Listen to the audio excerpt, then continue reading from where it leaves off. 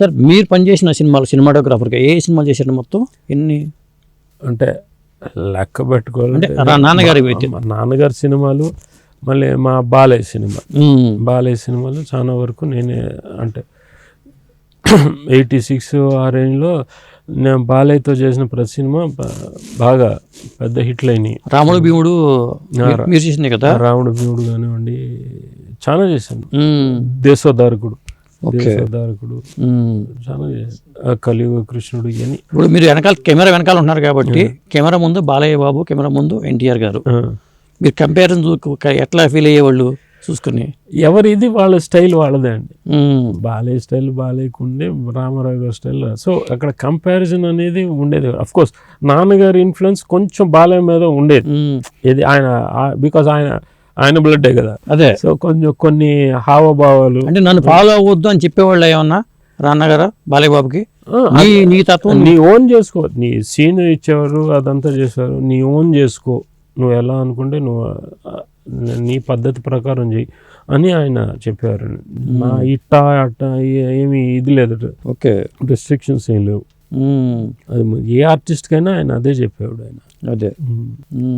కాబట్టి కొన్ని మటుకు మేనరిజమ్స్, ఇప్పుడు ఇదివరకు మన శకుని క్యారెక్టర్ కానివ్వండి, పాండవ్యంలో శకుని, ధూళిపాళ కదా హైలైట్ క్యారెక్టర్స్. కొన్ని క్యారెక్టర్స్ ఆయన ఇమాజినేషన్ ఆయన ఉండేవాడు కదా.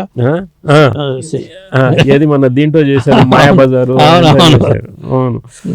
బట్ ఈ శకుని క్యారెక్టర్కి వచ్చేసరికి శకునికి ఇంత చరిత్ర ఉందా అని చెప్పిన సినిమా పాండవ్యం, శ్రీకృష్ణ పాండవి. అవును. ఒకనొక దీంట్లోంచి ఆలోచిస్తే అతను కూడా హీరో క్యారెక్టర్ అన్న ఫీలింగ్ వస్తుంది మనకి. అవును, అంతే కదా. అసలు మహాభారతంలో ప్రతి పాత్రకి ఒక ఇది ఉంది, స్టోరీ ఉంది. కానీ దాన్ని ఆయన మీ ఫాదర్ దాన్ని గ్రాస్ చేయగలిగారు. ఇంత ప్రత్యేకత ఉంది దీంట్లో. ఏది విలను, సాధారణంగా ధీరోదాత్తుడు అంటే హీరో, ధీరోదత్తుడు అంటే విలను నాటక పరిభాష చెప్పాలంటే.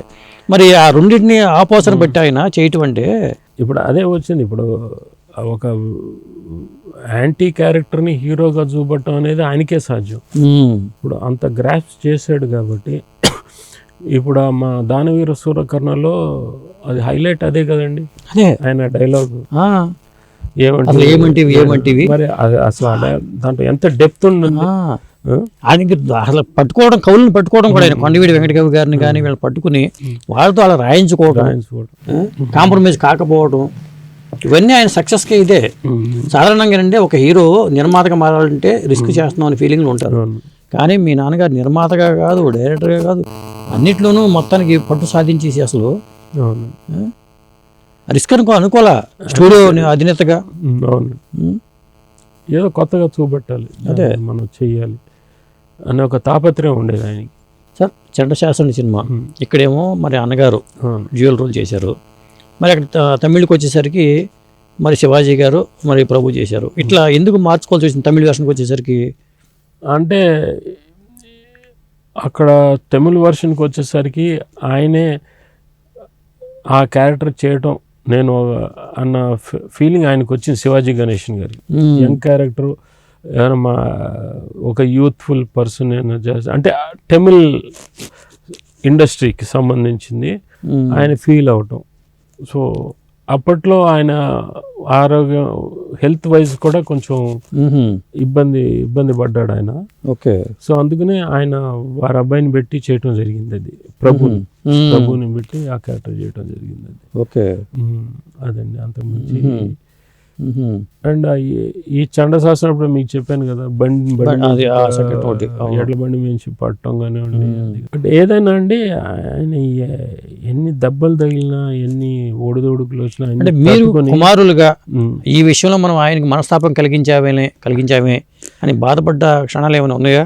అటు వస్తే అదేం లేదండి, బికాస్ వాళ్ళ పెంపకం అటువంటిది.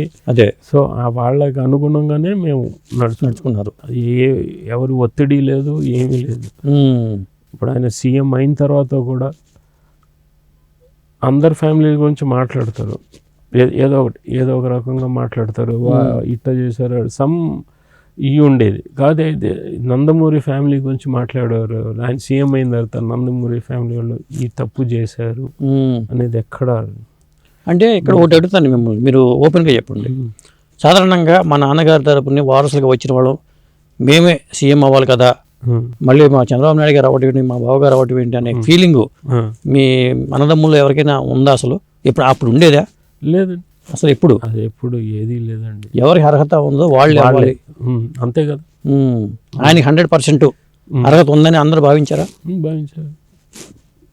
అక్కడ కాంట్రవర్సీ ఏం లేదు, ఏమి లేదు, కాంట్రవర్సీ అనేది ఏం లేదు. అదే ఇప్పుడు ఆయన విషయానికి వస్తే ఇప్పుడు సినిమా గురించి వస్తే మేము ఎరిగి ఆయన ఎప్పుడు నాకు తెలుసు కానివ్వండి, మా ఫ్యామిలీలో కానీ ఆయన జ్వరం వచ్చి పడుకుంది అనేది ఏ రోజు మేము ఎరగండి. నిజమా? ఏ రోజు ఎరగం.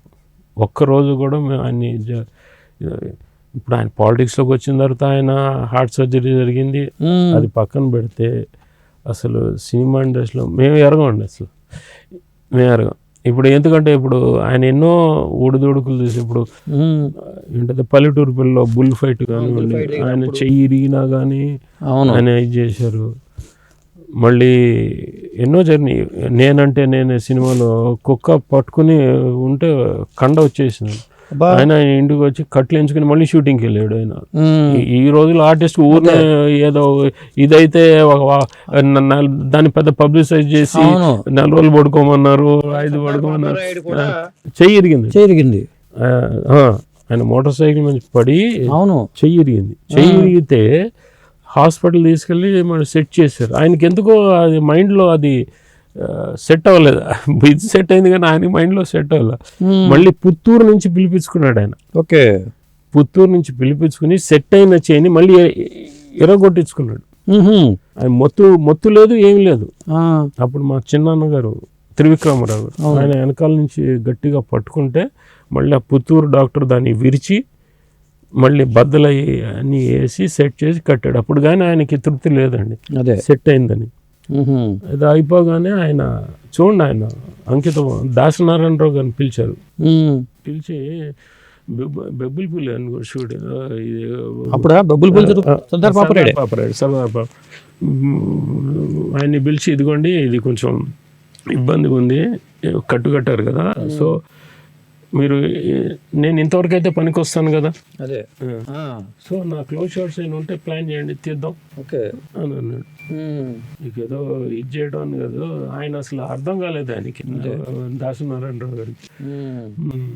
అంత నా వల్ల ప్రొడ్యూసర్ ఇబ్బంది పడకూడదు, బికాజ్ ఆయనే ప్రొడ్యూసరు, ఆయనే ఇవన్నీ కాబట్టి. ఈ రోజు షూటింగ్ క్యాన్సిల్ రావట్లేదు అని చెప్పి రోజు అంటూ లేదా ఫిక్స్ అనుకుంటే వెళ్ళిపోవాల్సిందే లేదు, ఎప్పుడూ లేదు.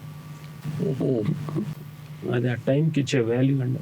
ఇప్పుడు యాదవ్కి భరత్ సినిమా అన్నదమ్ముల అనుబంధంగా వచ్చింది, మరి నాన్నగారి అన్నదమ్ముల అనుబంధం గురించి చెప్పండి ఒకసారి, త్రివిక్రమ గారికి నాన్నగారికి. అంటే ఆ సినిమాలతో నాకు అంత ఇది లేదంటే, ఎంత అన్యోన్యంగా ఉండేవాళ్ళు నాన్నగారు త్రివిక్రమ గారు, బాగా అన్నదమ్ములు అంటే వాళ్ళు చాలా అన్యోన్యంగా ఉండేది. రామలక్ష్మణ్ లాగా ఉండేవారండి. ఇప్పుడు నాన్నగారు ఎన్ఐటి బ్యానర్ పెట్టి నాన్నగారు కాదు, దానికి ప్రొడ్యూసర్ వచ్చి త్రివిక్రమారావు గారు దానికి ప్రొడ్యూసర్. ఆయన పేరు మీద చాలా పెద్ద సినిమా, మంచి సినిమాలు తీసాము కదా. సో చాలా అన్యోన్యంగా ఉండేవారండి. ఏదన్నా కానీ నాన్నగారి డేట్లు కానివ్వండి, అది కానివ్వండి, అంతా ఆయన చూసుకునేవారు. అంతా బాగా ఇదిగా ఉండేవారండి. మా థియేటర్ కట్టేటప్పుడు కూడా ఆయనే చూసుకునేవాడు. స్టూడియో కట్టడం ఎందుకు అవసరమా అనుకోవచ్చు కదా, ఎందుకు రామకృష్ణ సినీ స్టూడియో కట్టాలనుకున్నారు అసలు ఆయన? అంటే చిన్న ఇండస్ట్రీ అంతా అక్కడ ఉంది, ఇక్కడ రావాలనా లేకపోతే? రావాలనండి, ఇండస్ట్రీ మన ఆంధ్రప్రదేశ్కి వస్తే బాగుంటుంది. అప్పుడు వీళ్ళందరూ అనుకున్నారు, ఎవరు ఎల్వి ప్రసాద్ గారు కానివ్వండి, రామారావు గారు కానివ్వండి, అసలు ఫస్ట్ స్టార్ట్ చేసింది అక్కడండి, మన ఎల్బీ నగర్ రామానంద రెడ్డి చిత్రపురి అని ఉండేది అక్కడ. అప్పుడు గవర్నమెంట్ ల్యాండ్ కూడా ఇచ్చింది, తలా 20 ఎకరాలు ల్యాండ్ ఇచ్చింది. ల్యాండ్ ఇస్తే ఎందుకో వాళ్ళిద్దరూ అఫ్ కోర్స్ అక్కడ ఫ్లోర్లు కూడా కట్టాడు ఎల్వి ప్రసాద్ గారు. ఫ్లోర్ కట్టి సినిమా తీశాడు, కిలోనా అని సినిమా తీశారండి. ఓకే, కిలోనా అని సినిమా తీశాడు ఆయన, అక్కడే తీసింది. ఓకే, తర్వాత ఎందుకో మనకు వద్దు గవర్నమెంట్ ల్యాండ్ మనకి ఎందుకు, మనం సొంతగా చేసుకుందాం అన్న థాట్ ఆయనకి వచ్చింది. ల్యాండ్ ఇచ్చేసి ఇక ముషీరాబాద్ స్టూడియో స్టార్ట్.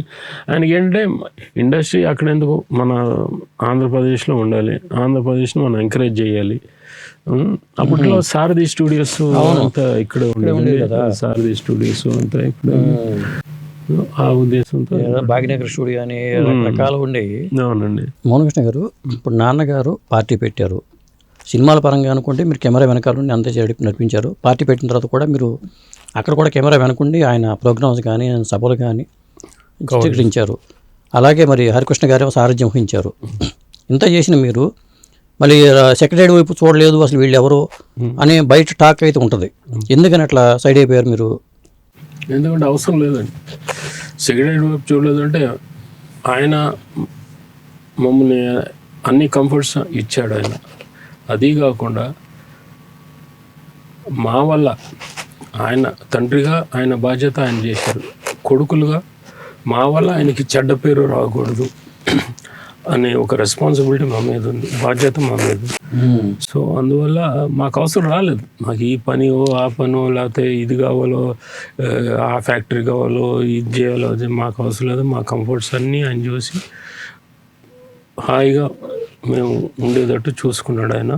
సో మాకు అవసరం లేదా. అట్ ది సేమ్ టైం ఏంటంటే మేము మా వల్ల ఆయనకి చెడ్డ పేరు రాకూడదు, అది మెయిన్ ఏమండి. ఓకే, సో మాకు అదొక బాధ్యతగా. అంటే సాధారణంగా చాలా పార్టీల వరకు ఏంటంటే అందరూ ఇన్వాల్వ్ అవుతుంటారు.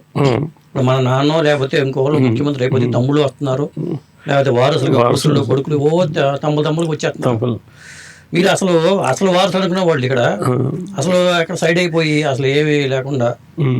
అదే మెయిన్ ఏంటంటే అదే మా వల్ల ఆయనకి ఎటువంటి ఏదైనా ఉంటే ఆయనే చెప్తారు. ఇప్పుడు ఆయన మీటింగ్లో కూడా చెప్పడం జరిగింది, మా బాలయ్య గురించి కానివ్వండి ఏది కానివ్వండి. సో ఏంటంటే ఆయనకి తెలుసు మా వల్ల కూడా మాకు అవసరం రాలేదండి, అవసరం రాలేదు. ఎవరైనా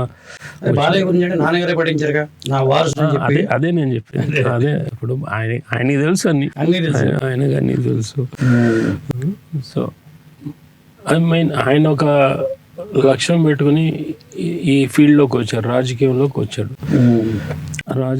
వచ్చాడు. సో ఆయన ఏమనుకున్నాడో ఆయనకు వదిలేస్తే ఎవరి ప్రెషర్ లేకుండా ఎవరి ఇది లేకుండా సక్రమంగా చేసుకుంటూ పోతాడు ఆయన.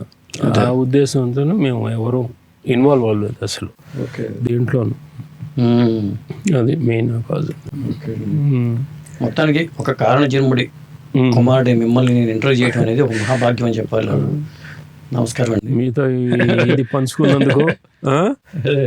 చాలా విషయాలు చెప్పారు మీరు, ఇంత సమయం మీతో పంచుకున్నందుకు. నా ఏమంటారు వాటిని మీరు అంతే ఆయన భావజాలం మీరు నాతో పంచుకున్నారు అంతే. ఇవన్నీ పూర్వ ఇది అన్ని నెమరేసుకున్నాం, మళ్ళీ చేసుకుని చాలా ఆనందం.